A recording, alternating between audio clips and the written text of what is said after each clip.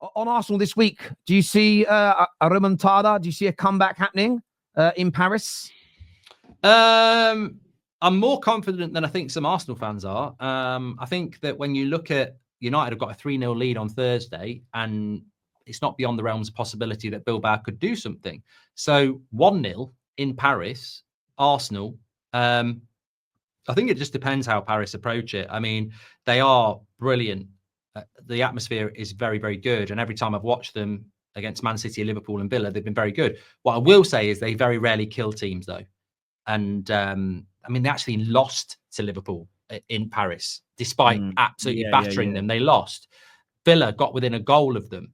Arsenal only lost 1-0. So, but this is the frustrating thing about Arsenal, and why I don't really take the criticism too seriously, is that if you had Victor Osimhen up front in this game, I would say you've got a great chance of going through. But you don't. You haven't even got a striker. And I think scoring goals is very different. They're very difficult without a goal scorer. And that is going to hinder Arsenal. But they could do it. I don't think Arsenal should win the Champions League, by the way. I want the Champions League winner to be a complete team. And I think PSG are a complete team. I think Inter are a complete team. And I think Barca are a complete team. I look at Arsenal and they're not the finished article yet. And I think if they win the Champions League, I don't think they'll go down as great winners. They'll go down as a team that scrapped and scraped, and that's been done before. But they've got a chance tomorrow. Got a chance. Yeah, listen, I've got a feeling they're going to do it. I've got a feeling that they are going to. I don't know what. I've not thought enough about what the scoreline is going to be. Just got a feeling they're going to go through. And my reasoning is nothing really to do with football. A lot of the predictions I make are about the sound around the game, the noise and the hype. If I look at my timeline this morning, if I look at opinions over the weekend, it's silent. Nothing's going on. And I've got just a little gut feeling that because of all the silence, it's going to play into Arsenal's hands in one way, shape, or form. I felt maybe it's because in the lead up to the first leg, I felt they made it. They made the occasion too big, and they played the occasion, not the game. It feels like they're doing it differently this time around. Maybe all the noise starts today. You said there's a bad take there. What take was that, mate? Yeah, this is the sort of thing that sort of frustrates me, and I'm going to bite. So Nathan says PSG don't have a striker, not a complete team. But that's your bad analysis, Nathan, of football. Like Arsenal, Arteta has a striker in his team. They're injured. Havertz, Jesus. They're not good enough, but they are pivot. They are a focal point striker. You don't have one. You're playing a midfielder in that position. So you don't have the player that you need. PSG play a system that doesn't require a striker. That's a very different thing. Real Madrid last year didn't play with a striker. They had Bellingham and then two wide forwards. PSG have got a striker on the bench if they want to use it. Enrique makes a conscious decision not to play a striker in the system he uses. So when you say PSG don't have a striker, that's sort of having a pop at Arteta going, well, but that's systematic. Arteta would have a striker if they were fit. He doesn't have one. So he has to use a midfielder there. Enrique's is a conscious decision. He can have a striker if he wants to. He's got one on the bench. He doesn't use one. So I think that's a very unfair assessment, Nathan. Yeah, I get where you're coming from. I do view it the other way, though. Not the other way, but there's an extra layer to it, I think. You are right. If Arsenal win it this year, Arsenal fans will not care about... This is a bit like the Liverpool conversation earlier. Arsenal fans won't care whether anybody else sees them as a great team or not. They are just going to be in cloud cuckoo land. However, they then go and make those signings that they're linked to, Zubimendi, Gyökeres, Williams, etc. They would then have a great chance, if they're an even better team, of potentially retaining it or winning it again in a season or two. Then suddenly, if they're able to do that, retaining it's very hard, but maybe if they improved and then won it again in a season or two's time, suddenly that core group and manager have two Champions Leagues, suddenly they go, because then you would start to forget that the first team that won it was scrappy, and it would go down as a very, very great side. Because the one thing you'd say about barring in the Premier League era is that I don't remember, that's a misthinking. We've never had any Premier League team who's won it and a year or two later won it again. There's always been a fair distance of, sometimes decades. Like Man United, 9 years between our two Champions League triumphs. Liverpool won it in 2005 and then in 2019. And again, it's 6 years since they last won it. City did the City won it 2 years ago. You know, they've got a chance. Gap. Yeah, Chelsea, big gaps. So that's the one thing I would say. I think you're right. They wouldn't be seen as a European powerhouse or a great. What's the gap between Arsenal winning it? Oh, no. Eternity. I tell you who did it back to back. Forest. Your team. Liverpool. Liverpool. No, I was just trying to think of a time when the English clubs dominated European football. In the late 70s, early 80s, Aston Villa. Yeah, in the 70s and 80s, teams did it.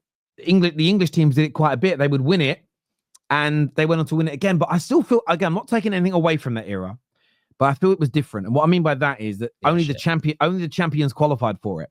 So if you were one of the best teams, you were winning it.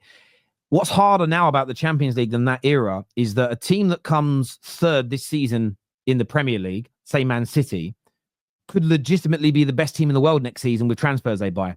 Where in the 70s and 80s, if you were the third best team in England in a season, it didn't matter how much you improved the following year, you weren't in the Champions League to be able to compete for it. You had to wait till you won the league again. So I do feel that this era, it is harder to return. It's why what Real Madrid did with Zidane was so amazing, because teams can improve and they're in it, even though they're not champions. That era, again, taking nothing away from it, it was just a different type of competition back then.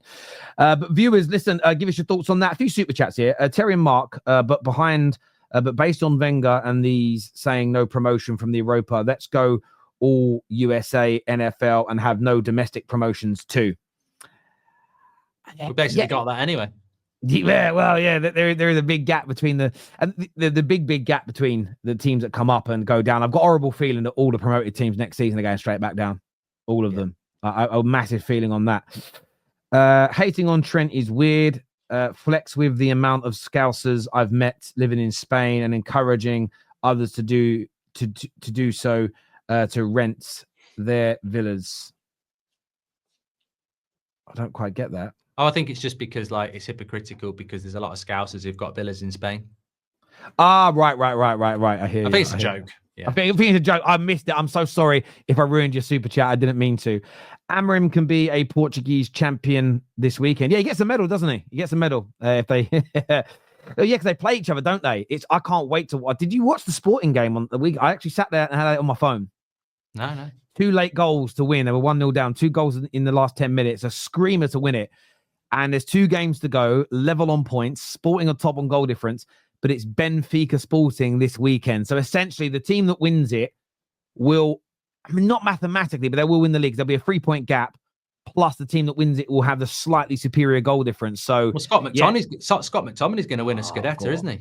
Go on. I'm a bit like you. I felt it was right for him to go. I'm annoyed we didn't replace him well enough yet, in terms of that role he plays, but I'm really happy for him individually. I really, really am. You can see what Ollie said. Ollie was like, I can't believe they've sold him. And I thought, bloody, talk about, he was a goal poacher. He probably had a few tap-ins that he claimed.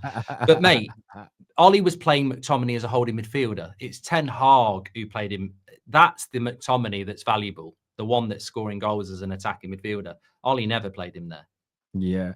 Say my name to the streets want PSG bastard. Yeah, but the streets also think that the 100 men can beat up a gorilla. And I don't think that's happening either. Do you know what I mean? So I think Inter Milan are going to go through as well. I think Inter will go through. I look forward to that tonight. Yeah, tonight I love these nights where there's no English club involved because everybody's less fucking emotional. Everyone just watches the football and calls the football, which is nice.